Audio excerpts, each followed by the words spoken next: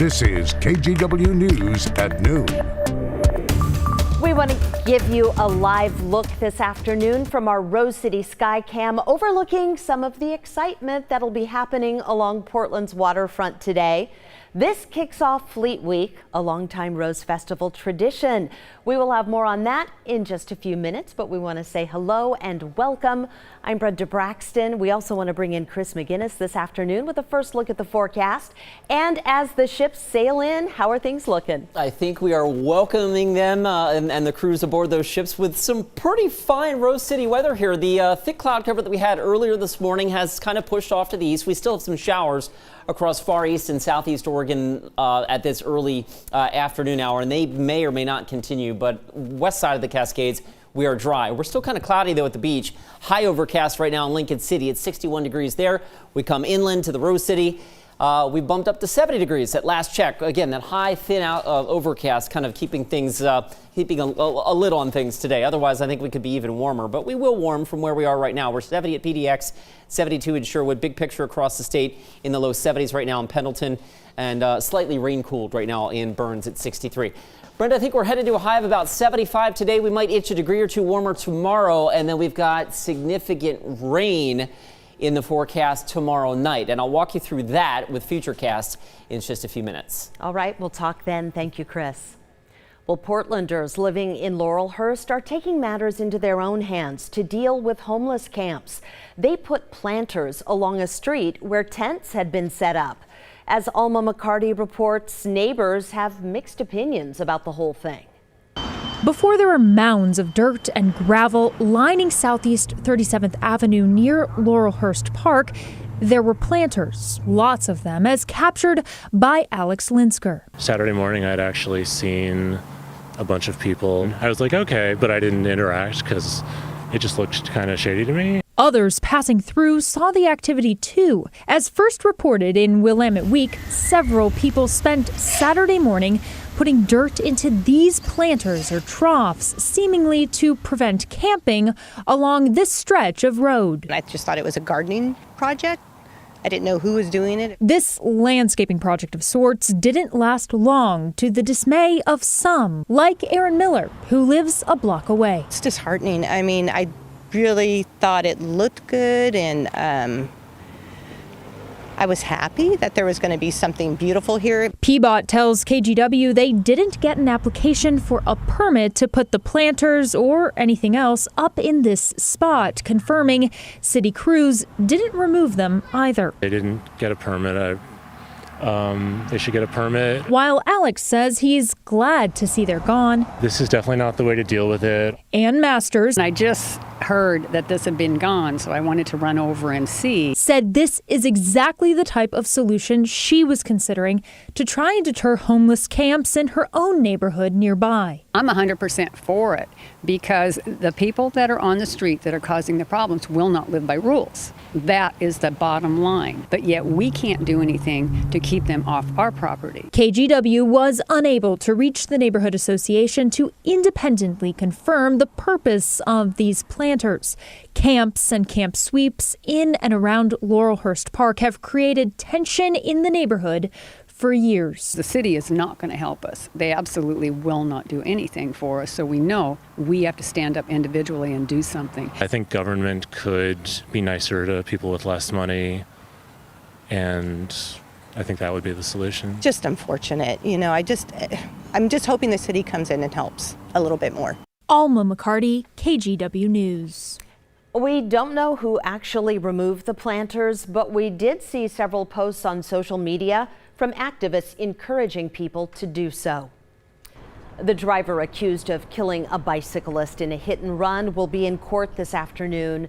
Police arrested 41-year-old Kenley Lavachi after a crash on Northeast Gleason and 100th Avenue. A man was riding an e-bike, towing his dog in a trailer. We talked to a witness who describes what happened. I'm sure the people that were behind him in this lane, they saw what happened, but nobody's following the truck. Nobody turned off to follow the truck, make sure he pulled over. They just went on with their business, and they know, everybody saw the guy stuck on a trailer dragging down the street, and nobody would come off a turn lane, and nobody would help me. I'm running after him on foot by myself, screaming, yelling. Everybody just watching. This is the 30th deadly traffic incident in Portland this year. Turning now to the pandemic and long COVID. Doctors at OHSU are trying to understand its effect on a patient's mental health. Many are dealing with anxiety, depression, even suicidal thoughts. Catherine Cook explains what's being done so no one has to suffer in silence. Morning coffee ushers in most new days for Amy Wyson. So does a question. What my body's going to do on that day, what types of situations are going to come into my controlled environment. Like an estimated 8 to 23 million Americans, Amy is fighting long COVID. I'm almost 2 years into this. Amy got the virus twice. First in July of 2020, then again that October. Each bout brought a battery of unique symptoms, from body aches to brain fog. But instead of getting better, her symptoms lingered and evolved. I would brush my hair and it would fall out, almost like a chemo patient. You know, things just don't heal. My body's just not the same. As her body grappled with fatigue, I used to be really outgoing, and Amy's mental health was eroding. She went on disability for 6 months. Depression replaced joy. And I just burst into tears, and it's all downhill from there. Anxiety replaced confidence. Sometimes it feels like, for me anyway, I'm just dying on the inside.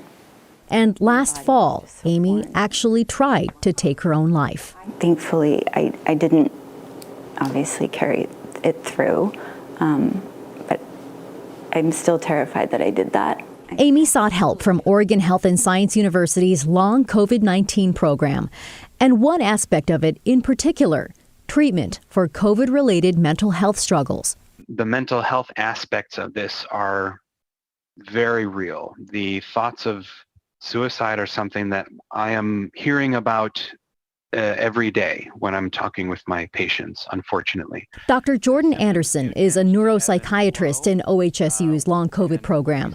When it comes to long COVID, he says people's inability to rebound physically can impact them mentally and emotionally, wreaking havoc on their home and work life. This struggle adapting to their new limitations and sort of grieving their former life is leading to really profound depression and suicidal ideation.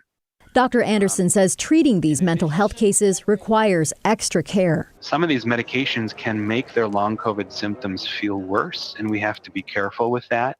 And this is a new variable that we're not really used to dealing with in the mental health field. It's all still so new. Dr. Anderson says that may be the most important point of all. He says these patients need and deserve empathy and validation. They're finding it through therapy and within OHSU's long hauler support groups. We just know that we have this collective common disaster, and working with them and hearing their stories, it's like we're all telling the same thing, but none of us knew. For Amy, it all points to a place where she can only hope to return to. My friends now are like, "Where have you been?" And oh my gosh, we miss you so much. I'm like, I miss her too. I miss me too. In Southwest Portland, Catherine Cook, KGW News. The House committee investigating the January 6th attack on the U.S. Capitol is getting ready to take its case to the public.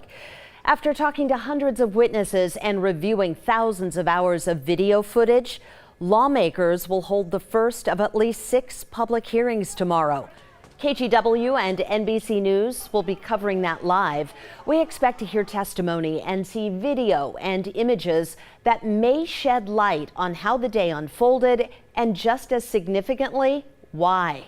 Special coverage begins tomorrow at 5 right here on KGW. There are also hearings underway about America's epidemic of gun violence. We're hearing from families and survivors of the mass shootings in Buffalo and Uvalde. Gabe Gutierrez reports.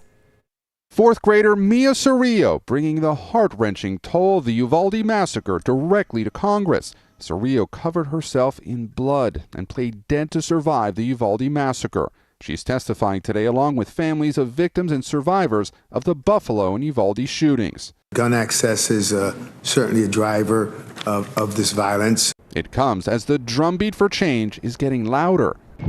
We need responsible gun ownership. The White House getting a high-profile boost in its push for new gun legislation from actor and Uvalde native Matthew McConaughey. An emotional McConaughey and his wife, Camila Alves McConaughey, grimly highlighting a replica of a pair of green sneakers with a hand-drawn heart, worn by one of the Uvalde massacre's young victims, 10-year-old Maite Rodriguez. These are the same green Converse on her feet that turned out to be the only clear evidence that could identify her after the shooting.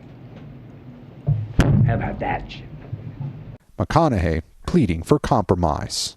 Can both sides see beyond the political problem at hand and admit that we have a life preservation problem on our hands? Bipartisan negotiators now say a gun deal could be reached this week. The American people are looking for progress right now. Negotiators are focusing on stricter background checks, incentivizing states to pass red flag laws, and more money for mental health and school security. While Democrats don't appear to have the votes to raise the minimum age to buy AR-15 style rifles, Senate Republican leader Mitch McConnell is privately telling colleagues he's now open to it, according to sources familiar with the matter. Later on Monday, McConaughey saying that after speaking with Uvalde victims personally, he feels that this time is different. The main thing that we got out of it was every single family that lost a loved one or a child said, you know what, I just want some way for the loss of my loved one's life to matter. That was Gabe Gutierrez reporting for us. There's a new episode of KGW's true crime podcast, Should Be Alive, that's out today. The series examines the 2019 murder of a Vancouver teenager named Nikki Kuhnhausen, who was killed for being transgender. Episode 3 takes you to Larch Mountain, where Nikki's remains were discovered 6 months after her disappearance. You'll listen to firsthand accounts from the searchers who recovered her remains, and you'll hear a recorded interview when police bring David Bogdanov into custody. What happened on that trip? You didn't just go to work, did you? I think I want to talk with the lawyer. It was a fuzzy day, but it took me to talk to the lawyer. Okay, all right. So understand that you're being arrested today for the murder of Nikki Kuhnhausen, who was strangled to death. Episode 3 dives into the evidence police gathered to connect Bogdanov to the murder.